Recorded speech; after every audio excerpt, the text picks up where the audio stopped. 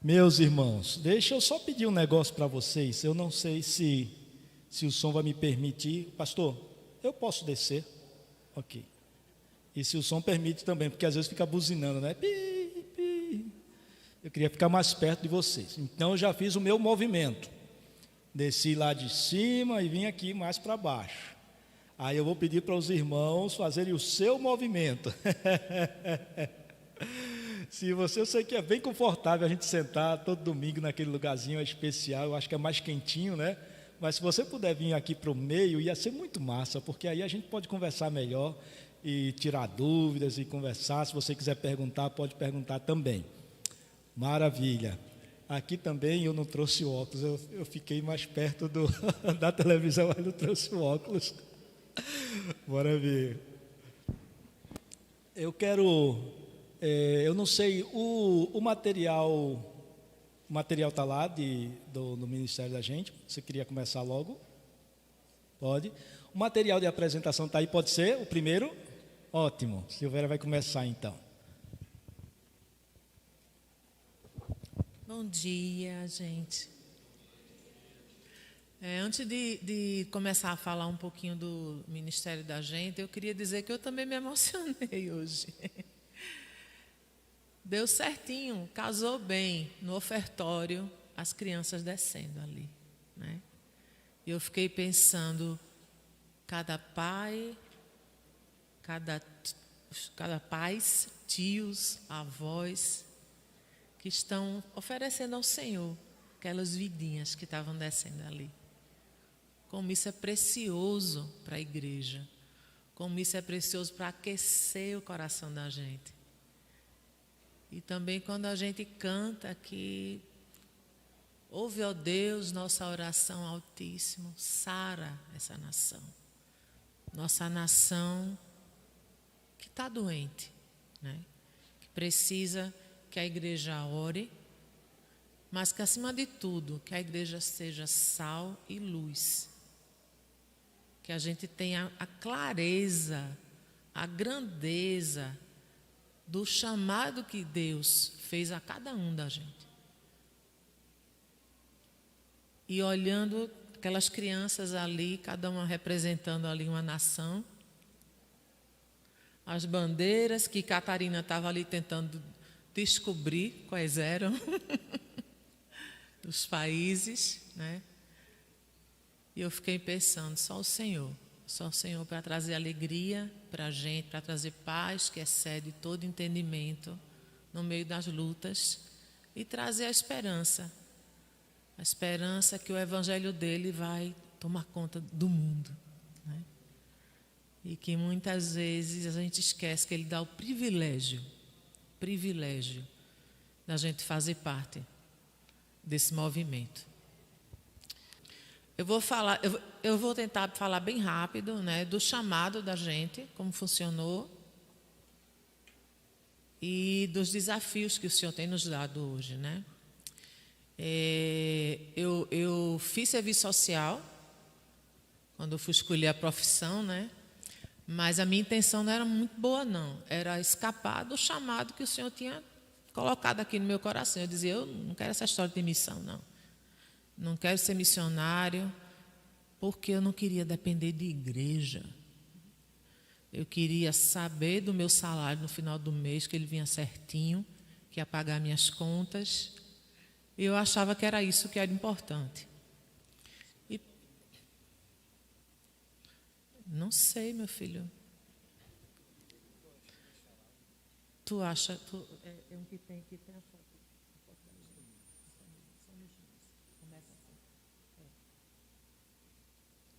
Bem, e assim eu caminhei. Eu comecei a trabalhar na área e pensei assim, uma área que a gente lida com pessoas, que eu gosto, uma área que eu me apaixonei depois, e que assim eu faço meu ministério, né? E o interessante é que muitas vezes realmente era o meu ministério, era aquele ali. Né? Trabalhei com presídio, trabalhei com crianças em situação de vulnerabilidade. Então, situações que que a gente normalmente não tem muito acesso, né? Se não tiver envolvido num projeto, né? Mas aí eu casei com Iraque. Cara, Iraque era biólogo, vê? Que massa. Iraque biólogo, né? Mas lá pelo meio do caminho ele disse, eu vou fazer um seminário. Queria me aprofundar. Disse, vá. E aí ele foi-se embora fazer o seminário. E lá pelo meio do caminho do seminário ele disse assim, eu acho que eu não queria ser pastor de igreja, não. Eu queria ser missionário. Eu disse, o Senhor está me aprontando uma. Só que um dia, meus irmãos, ele seminarista ainda, e a gente teve um problema com o presbitério lá, né? Existia um problema político, eu sei que isso aqui não acontece, né? Aqui, nessas bandas de cá. E ele estava lá no meio da história, né? E ele ficou muito triste, muito magoado, chegou em casa e disse, eu não quero mais esse negócio de ser pastor, não quero, não sei o quê. E naquele momento, aquilo gritou no meu coração, não faça isso. Não jogue fora o seu ministério e o meu. E fiquei em oração. Ele recebeu um convite para falar no acampamento de carnaval, numa cidade bem distante, lá em Araguaína, em Tocantins. E quando ele voltou, ele disse, eu não vou deixar ninguém me afastar do que o Senhor tem para mim. Conheci um povo que me aqueceu o coração novamente e vamos continuar. E foi assim, a gente começou com o Ministério de Base, em Manaus, com a Managé, né? Ronaldo chamou a gente para fazer parte da primeira equipe. Foi um projeto pioneiro, a gente começou lá do comecinho. E foi bem difícil, porque a gente pegou a parte administrativa, financeira, logística, e tinha o fim de semana o Cueiras, que foi a comunidade que ele falou, para a gente fazer um trabalho. Era relativamente perto de Manaus, dava umas 2 horas de barco com motor de popa. E a gente seguiu nessa caminhada. Só que, depois de 5 anos trabalhando com a base, a liderança nos desafiou a plantar uma igreja numa cidade chamada Santa Isabel do Rio Negro, que era 2 horas de Manaus, 2 dias de barco de Manaus.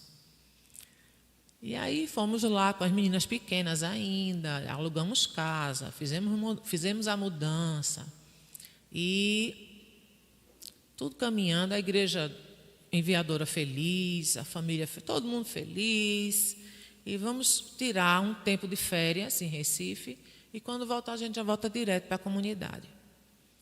Só que meus pais estavam doentes e minha mãe teve um AVC. Eu corri para Recife, tiramos 6 meses de licença, acabamos ficando 6 anos lá. E o local que a gente sonhava em plantar uma igreja, foi plantada uma igreja de um missionário que antes era o marinheiro do barco.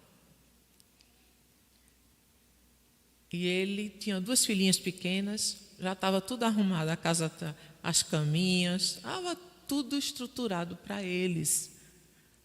O Senhor nos usou para organizar a estrutura naquela cidade, para aquela família ali, que era para eles fazerem o trabalho. Eles começaram com o trabalho lá na cidade de Santa Isabel, com a igreja multiétnica, que chegou a ter 150 membros. Era para eles fazerem isso.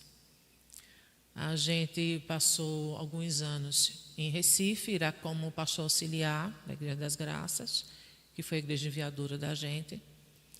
Depois voltamos para o Amazonas, depois que meus pais faleceram, e retomamos o campo como um trabalho de pastoreio e também de capacitação de obreiros indígenas. Depois de lá, voltamos para aqui, para o Nordeste, para a gente começar um trabalho com indígenas aqui no Nordeste. E aí eu pergunto a vocês tem noção de mais ou menos indígenas nós temos aqui em nossa região? Será que só tem indígena aqui em Águas Belas?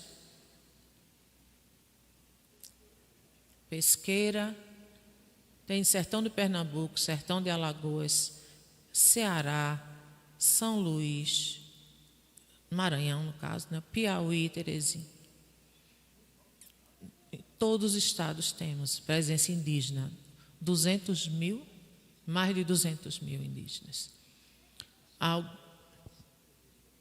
E a gente aqui só perde para o norte. O norte tem a maior população, depois vem o Nordeste, depois o Centro-Oeste. Então, assim, a gente está com 5 equipes hoje, começando, acho que mais 2 próximo ano, já espalhados entre Alagoas e Pernambuco. E sim, próximo ano Ceará e outra aqui em Pernambuco, né? E são indígenas que têm muito característica do sertanejo, o que eu achei diferente quando cheguei aqui. Que eu dizia, a gente teve um Complay aqui em Paulo Afonso. Complay é uma reunião de líderes, de pastores indígenas. E eles fizeram uma reunião aqui em Paulo Afonso, há uns 3 anos atrás, e eu olhava e dizia, Iraque, não veio nenhum indígena, só tem o pessoal daqui. Aí ele disse, o pessoal daqui, Silvério, que é indígena. E aí eles perderam a característica física, muitas vezes, a questão da própria língua, né? Só poucas é que mantém. E o que sobrou foi a religião. Então, nossa luta aqui é porque o indígena, quando ele se converte, quando ele vira crente, muitas vezes ele é afastado da comunidade dele. Porque é como se ele deixasse de ser índio. Ele deixou de ser índio. Porque é a única característica, muitas vezes, que distingue, né, o indígena para o homem branco, né? E também a gente tem um trabalho aqui com capacitação de obreiros ainda lá na Colômbia, né? É um projeto que a gente começou sem querer, né? A gente encontrou uma pessoa no shopping, um líder de uma missão, ele disse, eu tenho um recurso, tem um projeto aí, pastor? Tenho. Tem um projeto? Tenho. Estava na cabeça dele só, mas ele tinha. E aí, ele já tinha ido lá na Colômbia, a comunidade ticuna, conversou com os líderes lá, e eles mandaram, gente, um projeto muito bom. Eu fiquei encantada. Eles desenharam, parecia coisa de arquiteto, né? Eles estilizaram ali uma escola, uma estrutura, né? Feita de madeira, tudo muito, muito bonito, muito, muito legal. Fiquei encantada. Gente, e eles conseguiram fazer, né? Está lá funcionando a escola. E outro braço do nosso ministério é de cuidado missionário. Começamos lá em Manaus, um projeto chamado Âncora, com apoio também de mais 2 missionárias de outras missões. E lá tínhamos uma salinha que a gente estruturou, botou sofá, cadeira, né? Não tinha nenhum psicólogo ali, mas tinha missionário que conhecia a caminhada do outro, que se via no outro, né? Porque muitas vezes, não só com missionários, mas com pastores também, eles não têm com quem abrir o coração. Não pode chegar e abrir o coração, muitas vezes, para um membro da igreja, né? Porque muitas vezes também a igreja pensa que quem tem um ministério, quem Deus chamou, né, está no patamar maior, livre de problemas, livre de dificuldades no casamento, livre de problemas com os filhos. É como se a gente não tivesse o direito, né, de ter esses problemas. Muitas vezes a igreja, infelizmente, olha assim. E ali era um espaço neutro que a gente conseguiu criar e dividir a caminhada, de orar junto, de conversar, de de abrir o coração. No primeiro ano, a gente conseguiu atender 200 pessoas quase, né? Então, aí foi que a gente viu a carência, né? Que precisa de trabalhos voltados para o cuidado missionário, o cuidado pastoral. Aqui em Recife, quando a gente chegou, a gente não conseguiu manter essa mesma estrutura, mas a gente fez, ano passado, 2 reuniões. A gente conseguiu uma casa de um irmão, numa praia assim, né? Lá em Muro Alto, 5 suítes. Então a gente pegou 5 casais, colocou lá dentro. E a gente trabalhou 4 dias com eles, sobre as questões de identidade, de dificuldades. E ali a gente conseguiu localizar quem estava precisando de um acompanhamento maior e encaminhá-los, né? E também com um grupo de 9 solteiras, 9 missionárias solteiras. Então, é um trabalho que a gente ainda está aqui tentando ver como é que ele vai se encaixar. Mas é isso, é o que a gente tem caminhado hoje, né, dentro do que o Senhor tem nos proposto. Mas nosso ministério maior sempre foi e sempre vai ser a família. Não adianta a gente correr para um lado, correr para o outro e deixar uma família quebrada atrás, né? A gente tem sempre tomado cuidado de olhar meninas desde pequenas não como malas, que a gente só carrega, né? Mesmo pequenas, a gente sentava com elas e dizia: olha, a gente está sonhando em ir para tal lugar, vai ser assim, vai ser assado, e mostra foto, e investiga com elas, conversa. Então, é todo um processo que o Senhor mesmo requereu de nós. Que não adianta a gente estar fazendo missões, tá dentro do ministério, porque daqui a pouco essa família negligenciada é o que vai tirar a gente do campo também. Então, assim, tem sido uma grata alegria para a gente caminhar com esse olhar na família. E para encerrar, que ele já está aqui piscando o olho para mim, eu queria só falar de uma figura que eu vi um dia, achei muito interessante, de uma porta com a mão abrindo, e o que dizia embaixo era o seguinte: se é você que abre a porta, para mim é lar.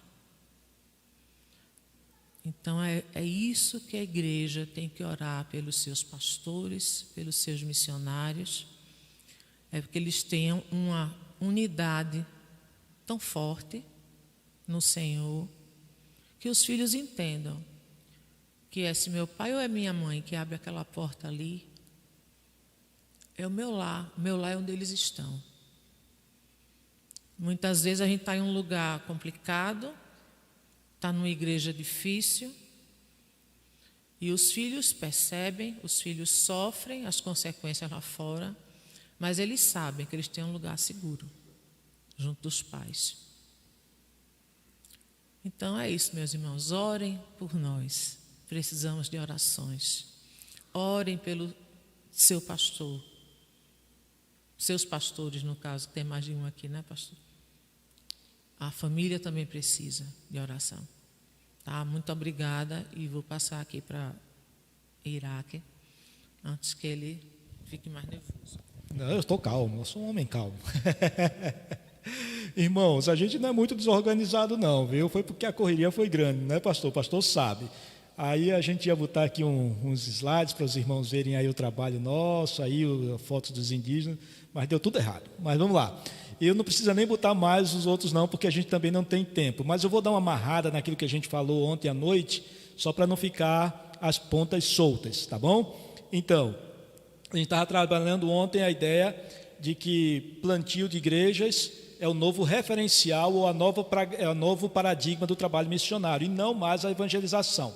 Então, só para a gente dar uma amarrada nisso, seguinte: a evangelização nós compreendemos que é pontual. Então você sai daqui, vai para o outro lado da rua e vai evangelizar e evangeliza. É um trabalho relativamente rápido, relativamente mais fácil de ser feito. Nós vamos evangelizar aquela comunidade. E aí se retira e vai para outro espaço. Um trabalho extremamente importante. A gente tinha um sonho de fazer isso lá no Amazonas, ter um barquinho de 15 metros com motor de centro, e sair por ali pelas ilhas e aquelas comunidades evangelizando. Não conseguimos fazer esse sonho, não. E plantio de igreja é um processo, ou seja, leva tempo, fases, etapas, e basicamente ela é constituída de relacionamento. Você chega na comunidade, faz relacionamento com aquela população, depois você começa o trabalho de evangelização e presta atenção, o relacionamento não é uma estratégia. O relacionamento deve ser algo natural, da sua essência de crente. Eu não estou fazendo média com os indígenas. Vou fazer aqui que eu gosto dos indígenas para poder pregar o evangelho e plantar uma igreja. Olha, eu gosto de você, né? Não é isso, não. Eu preciso amar e eu preciso conviver com aqueles indígenas ou com aquela população naturalmente, como crente, amando e respeitando nas suas diferenças, nas suas crenças, mas também com um propósito muito firme de pregar o evangelho, que seria a segunda fase do plantio de igreja. A terceira fase seria o discipulado. Nós discipulamos aquelas pessoas. A quarta fase seria o ajuntamento. Então, 3, 4 famílias, 3, 4 pessoas se reúnem. Então, a gente já começa ali aquele protótipo de igreja e começa aqueles ensinamentos mais fundamentais da igreja. E aí tem um movimento por aí que fala sobre plantio rápido de igreja, que para mim isso é muito estranho. Com 3 anos tem uma igreja e tal, e eu achei muito estranho, mas eu fui dar uma folheada, tinha uma coisa que me chamou a atenção, que eu gostei. Ele chamou a atenção do seguinte: com quantas pessoas nós temos uma igreja? Aí eu digo, eita, que pergunta interessante, porque normalmente, principalmente no meio presbiteriano, a gente espera ter pelo menos ali umas 20, 30 pessoas ali naquele ponto de pregação, aí vamos fazer uma congregação e tal, e ele chama a atenção, ele diz assim, 3, 4 se reuniu para adorar o Senhor, nós temos uma igreja. Agora, essa igreja precisa se organizar, né? Ela cresce e aí a gente organiza. E quando a gente olha então as escrituras e as cartas de Paulo lá e toda a caminhada ali em Atos, a gente percebe isso. A igreja, ela crescia, ou aliás, ela se organizava, e depois vamos agora organizar esse negócio, né? Aí presbíteros, diáconos, então os líderes, e etc, etc, etc. Mas a igreja, de fato, são pessoas reunidas para adorar o Senhor. Adorar o Senhor. Então, nós temos ali a reunião. Depois dessa reunião, a quarta fase, ou a quinta fase, já não me lembro mais, mas a outra fase seria a formação de liderança. Esse me parece que é o grande calo do trabalho missionário entre povos indígenas, quilombolas e ribeirinhos no Brasil. A formação de liderança. Eu acho que a gente até é bom, quando eu falo a gente, assim, o trabalho missionário no Brasil, é até bom em plantio de igrejas nessas comunidades, nesses segmentos. Mas na hora de formação de liderança e passar essa igreja para os líderes locais, aí eu acho que a gente ainda está muito longe, mas é um grande desafio. E a última fase seria a da multiplicação. Então, a gente sonha em plantio de igreja com essas fases, né? Relacionamento, evangelização, discipulado, reunião, ajuntamento, formação de liderança e multiplicação. Essa igreja precisa se multiplicar, outras áreas precisam ser alcançadas. Então, essa é a diferença. Então, me parece que hoje o trabalho missionário no Brasil, quando você olha as escolas, a grade curricular das escolas, das agências, todas elas possuem cadeiras de plantio de igreja, e é a grande ênfase. Aí você diz assim, e não mais evangelização? Evangelização também, porque igreja não se forma sem evangelização. Se não evangeliza, você pode ter uma reunião, por exemplo, um ajuntamento, porque vem cesta básica dos Estados Unidos, aí vem um punhado de gente e tal, aí você tira foto, bota lá no seu Instagram dizendo, plantei uma igreja. Mentira. Não plantou igreja nenhuma, né? As pessoas estão lá por causa da cesta básica. O cara não evangelizou. Então, nós precisamos evangelizar. E o que é evangelizar? Evangelizar é falar a respeito de Jesus. Eu estou chamando a atenção disso, porque uma vez eu estava numa comunidade ribeirinha, e a professora disse: pastor, eu sou crente, e toda reunião de pais aqui, eu leio a Bíblia e dou aqui uma palavra sobre Deus. Eu imagino na minha malvadeza, que ela fala assim: Deus é bom, Deus vai ajudar a sua família, Deus vai fazer grandes coisas na sua vida, tal. São coisas boas ou não, irmãos? Bíblicas ou não? São, mas isso não é evangelizar. Evangelizar é falar a respeito da obra de Jesus e do plano de salvação. Isso é que abre os olhos dos não crentes a compreenderem o chamado do Senhor Jesus, a obra do Senhor Jesus na cruz. Você pode utilizar o seu testemunho? Pode, mas não passe aí 1 hora falando de que você, não, porque eu saía, bebia, andava por aí e tal, não sei o que. 1 hora falando das suas desgraceiras, e em 5 minutos, e aí Jesus veio, me salvou e eu mudei de vida. Isso também não é evangelizar. O centro da evangelização é a pessoa de Jesus. Se lembra quando a gente estava falando aqui sobre igreja? Tu és o Cristo, o Filho do Deus vivo. Paulo, quando se converteu, logo ele estava anunciando Jesus, o Cristo, o Filho de Deus. Evangelização é anunciar que Jesus é o Filho do Deus vivo e a sua obra é suficiente para nos libertar do pecado. Então, sobre a outra coisa que eu queria amarrar com vocês aqui, rapidamente, é essa história de igreja missional. É um termo relativamente recente, e é um termo muito bom quando bem usado. Quando mal usado, ele é questionável. Então, até inclusive, no meio missionário ou missiológico presbiteriano, muitos não gostam desse termo, não. Eu utilizei uma vez num texto, e um cara que se ele não está batendo ali com o Ronaldo, ele está chegando, um tal de Cássio Silva. Ele disse: rapaz, tu está botando esse termo aí? Tira esse negócio daí, rapaz. De missional. Por quê? A ideia de missional no Brasil, ela pegou com a concepção de que é a igreja que é relevante na cidade, no centro urbano. Então, a minha igreja é missional. Por quê? Porque ela está envolvida com as questões da cidade. Ela quer ser uma bênção para a cidade. Isso é bom ou é ruim, irmãos? É bom, não tem nada errado nisso, não. O problema é que as igrejas, na concepção brasileira missional, ela está tão envolvida com o trabalho urbano que ela esquece de fazer o trabalho transcultural, o trabalho para longe. Essa é a nossa questão. Inclusive, alguns missiólogos acreditam que o Brasil, na década de 80, o Brasil era dito como o grande celeiro de envio de missionários. E quando a gente vê hoje, mais ou menos o número é o mesmo do tempo passado, da década de 80, de missionários. Muitos missionários foram, mas muitos retornaram, não há muita estabilidade. E a gente tem percebido, irmãos, não sei se o pastor vai concordar comigo. Se não concordar, pode falar, viu, pastor? Porque aí me ajuda também. Me parece que o despertamento missionário nas nossas igrejas, principalmente dos grandes centros, ele tem esfriado.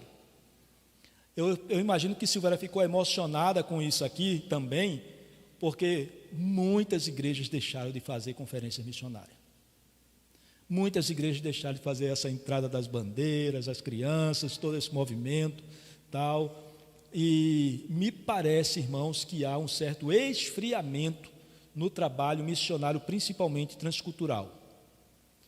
Vários motivos. Talvez os nossos jovens sejam muito mais, busquem mais o conforto. Certamente, se eu levasse minha filha, eu pergunto: Catarina, vamos lá para a Colômbia? Ela pergunta logo assim: tem Wi-Fi? Então, me parece que seja um dos motivos. Mas eu creio que há alguns maiores.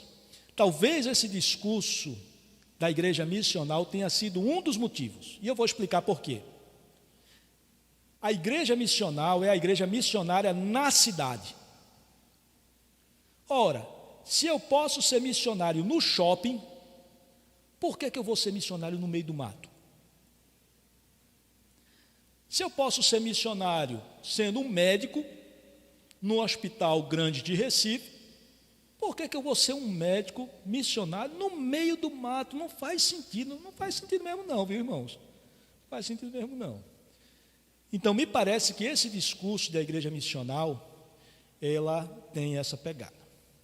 Um dos grandes movimentos ou igreja que puxa essa chamada de igrejas urbanas, a gente pesquisou, ele não enviou nenhum missionário transcultural, mas faz um trabalho excelente no meio urbano. E uma das justificativas de Tim Keller, ele diz o seguinte: de 70% a 80% da população mundial, nos próximos anos, estarão nos grandes centros urbanos. Então, precisamos plantar igrejas nos centros urbanos. Ele está certo ou errado, irmãos? Está certo. Mas plantamos igrejas nos centros urbanos com os olhos lá no meio do mato, porque tem gente que não vai vir para o centro urbano de jeito nenhum. E eles precisam ouvir o Evangelho de Jesus. Então, a igreja missional, ela pegou essa vibe, tá certo? Olha, estou me mostrando aqui. Pegou essa vibe de ser a igreja dos centros urbanos. Mas não foi isso que os teóricos falaram antes. Gorrinha, tem um outro lá chamado de Wright, alguma coisa assim. Ele escrevendo sobre o chamado de Deus, né? A missão de Deus, isso mesmo. Então, eles colocam o seguinte, que a ideia da missional foi aquilo que a gente falou ontem à noite, dizendo que é a natureza da igreja. Ele não estava tratando se é urbano, se é transcultural, ele estava tratando sobre a natureza da igreja, a identidade da igreja. A identidade da igreja, de fato, ela é missional. É a ideia de Deus, o soberano, que é aquela ideia da Missio Dei, Deus soberano sobre todas as coisas, a Bíblia como sendo a narrativa da história missionária de Deus. Vejam que coisa linda. A Bíblia é a narrativa da história missionária de Deus. Deus, o Deus missionário, alcançando as nações, alcançando os seus eleitos, e ele decide usar a igreja para fazer esse trabalho. Os anjos queriam, deixa eu fazer. Ele diz, não, é a igreja quem vai fazer. Eu não ouvi um amém, um aleluia, nem um glória a Deus, não. Irmãos, vejam que chamado de Deus, que coisa preciosa. A gente está tratando com Deus todo soberano, Criador dos céus e da terra, o dono de tudo, decidiu lhe escolher para ser o enviador da mensagem do Evangelho de Jesus para a terra, para o mundo perdido. Amém, irmãos? Amém. Graças a Deus, graças a Deus. E isso move meu coração, isso move o coração da nossa família. Todas as decisões que a gente toma, familiares, se vai para lá, se vem para cá, se vai para ali, se vai para cá, tal, ela tem essa pegada. O que é que nós vamos, como é que Deus está nos movendo, qual é o plano de Deus nesse grande plano divino. E eu queria convidar você a participar dessa concepção, dessa ideia.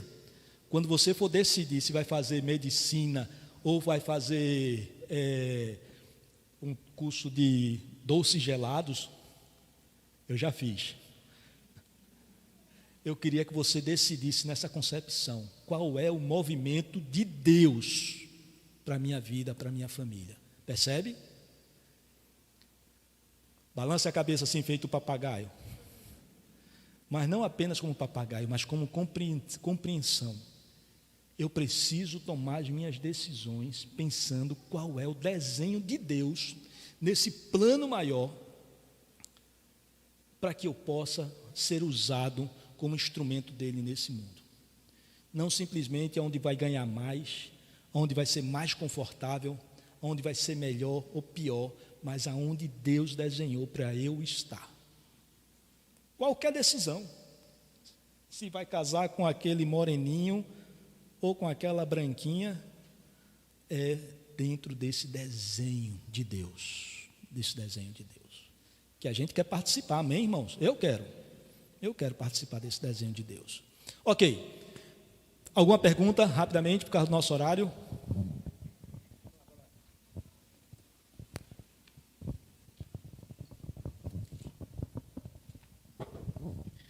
Pastor, eu sou filho de missionário e de pastor. Que Meu massa. pai foi missionário de uma agência missionária durante aproximadamente 20 anos. Aham. E uma coisa que sua esposa falou que me chamou muita atenção foi em relação à família. Eu vi muitos filhos de missionários se perderem ao longo dos caminhos por conta de muitas vezes os pais se dedicarem aos índios, e já escutei de um jovem filho de missionário que meu pai ama mais o índio do que ama a mim.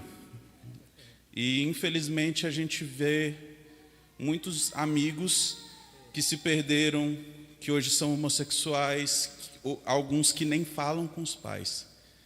E graças a Deus meus pais, desde que foram para o seminário, eles sempre falaram: olha, a gente vai onde a gente puder levar nossos filhos, a gente vai onde nossos filhos puderem estar conosco. E graças a Deus estamos todos na igreja, estamos todos trabalhando para o Senhor. E me chamou muita atenção essa questão.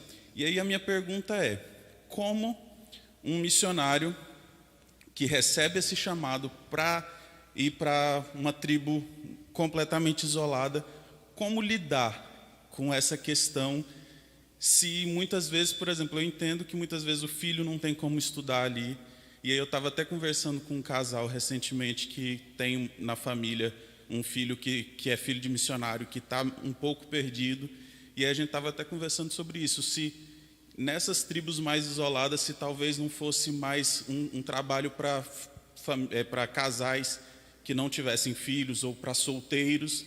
E aí eu queria, qual é o pensamento de vocês sobre isso? Que é isso, velho? Tu complicou, agora desenrola esse negócio aqui. A gente tem por exemplo, Santa Isabel do Rio Negro, para onde a gente ia, né? Era uma cidade lá no fim do mundo, era perto da Colômbia já, né? Na divisa ali. E o que a gente fez? Primeiro teve que comprar muita fralda para estocar, porque lá não vendia fralda, né? A gente foi lá, olhou, deu uma geral, o que é que vai precisar, o que não vai. E elas ainda usavam fralda para dormir na época. E a escola, a gente sabia que era uma escola tipo seriado. Tem várias salas num espaço só, né? Várias séries no espaço só. Então a gente já estava em contato com uma escola em Recife que ia dar um suporte a gente nessa área. Então hoje você tem homeschooling, né? Que Iraque até falou ontem, né? Nesse caso, a gente acompanhou até escolas em Manaus, que eu fui atrás quando a gente era missionário de campo, para famílias que viviam isolados, né? Então, localizei escolas e as meninas recebiam material direitinho, faziam, a mãe normalmente daria as aulas, e eles vinham em Manaus uma vez no semestre fazer as provas, né? E para surpresa da gente, né, todos os casais que a gente acompanhou nessa situação, né, a gente viu que as crianças conseguiam fazer boas provas, tirar boas notas. Agora, chega uma fase que não dá mais para a gente estar ensinando isolado lá, né? A gente precisa realmente, na minha concepção, sair do campo e ir para uma cidade que dê condições de nossos filhos estudarem. Agora, por exemplo, Catarina, ela trancou a faculdade 1 ano e foi para o Senegal, para uma escola para filhos de missionários, que existe lá. E ela disse: mamãe, tem criança que eles aceitam criança a partir de 6 anos de idade, né? É assim, eu não posso estar julgando ninguém, mas na minha concepção, isso é, posso falar, né? Um absurdo. Eu acho um absurdo, né? Mas cada um sabe o que é que Deus requer, né? E ali eles normalmente deixavam os filhos, vinham em alguns períodos visitar, né? Mas existia, por exemplo, um casal de brasileiros com filhos lá que eles levavam lá o menino uma semana, iam buscar no fim de semana. Como ele não se adaptava, eles começaram a deixar menos tempo, começaram a levar todo dia, e até que perceberam que a criança não ia se adequar, né? Então você tem que ter muita clareza do que Deus quer e ter que ter um olhar, né, para a família. Acho que é isso. Senão eu vou ficar falando. Deixa eu tomar o microfone dela, porque senão... uma coisa rapidamente sobre isso a gente tenta até hoje ser uma família de verdade, da verdade. A gente tenta. Eu só vou contar uma história rapidamente. Diz que um presbítero morreu, e aí aquela cerimônia lá, e o pastor começou, aí jaz o presbítero amoroso, bondoso, paciente e tal. Aí a viúva do lado do filho bateu no filho assim e disse assim: ô menino, vai ver se é teu pai que está deitado ali mesmo, né? Porque na igreja é uma coisa, em casa é outra coisa.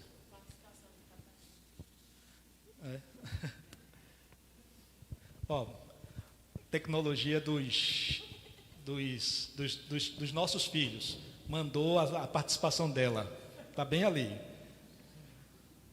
É uma questão de prioridade.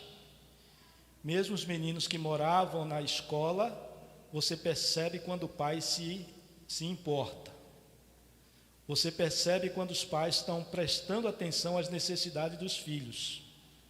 Se a criança, as crianças de boa, ficam de boa. Mas se não, a criança tem que saber que ela é prioridade e está disposta a se ajustar ministerialmente. Massa. Percebem? As crianças percebem a verdade. Elas percebem quando a gente se importa com elas ou não. E isso não é só no ministério. Olha, famílias, as crianças sabem quando você se interessa por ela. Mesmo fora do campo missionário, trabalhando normalmente, acha que está tudo bem, mas elas sabem exatamente o que se passa dentro de casa. Sabe exatamente o que se passa no seu coração. Se perde filhos não só no campo, se perde filhos aqui dentro da igreja, nos grandes centros urbanos. Talvez seja um pouco maior o desafio, porque a gente está levando os meninos para um lugar que eles não optaram. Talvez nem queriam estar lá. Mas se a gente fortalece o casamento, outra dica para os casais: fortaleçam o seu casamento. Os filhos veem isso, é o lugar de segurança deles. Lá fora falam uma outra língua, outra cultura, outro comportamento, mas quando ele chega dentro de casa, ele diz: aqui é minha casa, aqui eu estou seguro. A mesma coisa funciona aqui no ambiente urbano. Vão para a escola, estão me dizendo aí, os pais de adolescentes estão dizendo que as escolas estão numa pornografia doida. Não as escolas, mas os alunos, os colegas. Está um negócio fora do comum. Eles vão ver isso, irmãos. Vão ver isso na Netflix, vão ver isso em tudo que é lugar. Mas quando eles chegam em casa e veem a seriedade, a verdade dos pais, eles dizem assim: é esse o caminho. Eles sabem o caminho. A casa, o casamento. Às vezes a gente dedica muito tempo e deve se dedicar aos filhos. Não, meus filhos, e protege os filhos, e o casamento se acabando, Meus irmãos, você vai acabar tudo. Você protegendo os filhos e deixando o seu casamento acabar, você vai acabar tudo. Proteja o seu casamento. Outra pergunta? Senão eu vou virar aqui palestrante de casamento. Pastor, com relação à sua ministração e a sua colocação aí, certo? O senhor falou nessa questão de relacionamento, certo? que a gente muitas vezes vai para uma determinada comunidade, estabelece relacionamento, certo? E já de antemão a gente vive aqui como igreja, assim, o dia a dia, certo? Às vezes a gente corre o risco de fazer essa ideia de missões muito questão de evento. E deixa a vida realmente, não, a gente vive se relacionando continuamente o dia a dia e passa a vida toda sem justamente ministrar aquilo que a gente deveria viver, certo? E aí a gente vê, inclusive dentro de casa também, e aí a gente vê grandes centros urbanos, certo? Que antes eram celeiros de missionários, se esfriando, certo? Como, digamos assim, até os Estados Unidos e a própria Europa, assim, totalmente esfriada, e aí nem o próprio local, nem aqui os locais para onde eles enviavam. Tá certo? Então, assim, não seria uma consequência o envio de missionário, um próprio aquecimento daquilo que se vive no local de vida cotidiana mesmo? Uhum.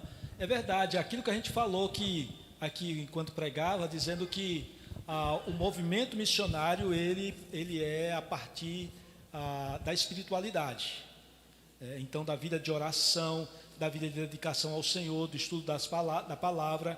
Então, isso é que aquece o coração ao trabalho missionário. Então, quando olhamos de forma geral as igrejas no Brasil, então o desvio, por exemplo, das Sagradas Escrituras é muito grande.